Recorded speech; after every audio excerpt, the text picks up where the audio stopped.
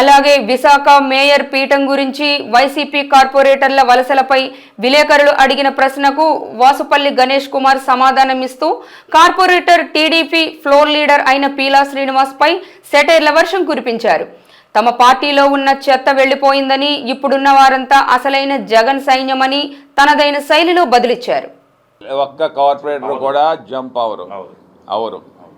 ఎందుకంటే మా కుర్సాల కన్నబాబు గారు రీజనల్ కోఆర్డినేటరు, బొత్స గారు మీటింగ్ హోల్డ్ చేశారు.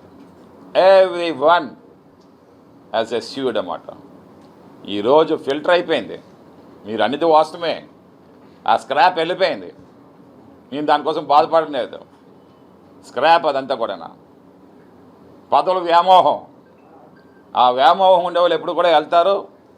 కానీ ఈరోజు ఉండేదంతా కూడా ఏంటంటే blood of YSRCP party. Blood Jaganmohan Reddy గారు కనిపిస్తారన్నమాట. అలాంటి నాయకులే ఉండిపోయారన్నమాట.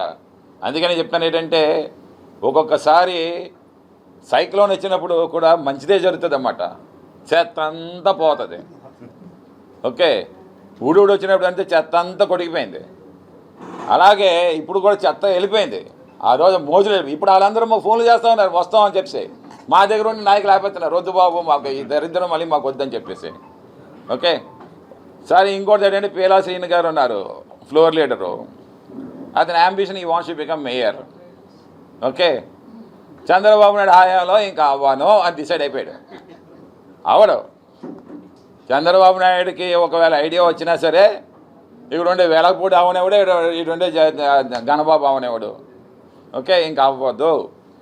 పీలా శ్రీనుకి no chance of becoming mayor. ఏదైనా అవుతే ఈ 5 నెలల కోసం ఊరు సరదా అన్నమాట, అంతేనే. ఈ సరదా తీర్చేసుకుందాం అని చెప్పేసి ప్రాకులాడుతూ ఉన్నాడు. ప్రతి ఫోన్ కొడతా ఉన్నాడు. మా జానకిరామ్ కూడా ఫోన్ కొట్టాడు, 20 లక్షలు ఇస్తాడంట.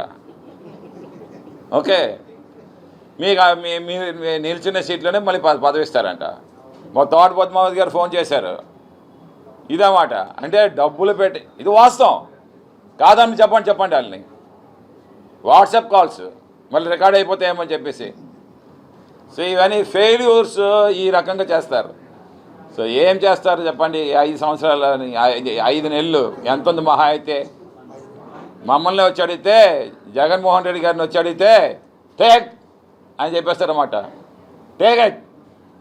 మాకు గవర్నమెంటే లేనప్పుడు మాకెందుకు ఇలాడు అని చెప్పేసి ఈరోజు ప్రతిది కూడా మా కార్పొరేట్ల యొక్క వర్క్స్ అన్నీ అడ్డుకుంటున్నారన్నమాట. ప్రతి కార్పొరేటర్ కూడా మా యొక్క కార్పొరేటర్ పనులన్నీ అడ్డుకుంటున్నారు. వాళ్ళకి కేటాయించిన ఏదైతే ఫండ్స్ ఉన్నాయో ఆ ఫండ్స్ అన్నీ కూడా ఆపుతా ఉన్నారన్నమాట.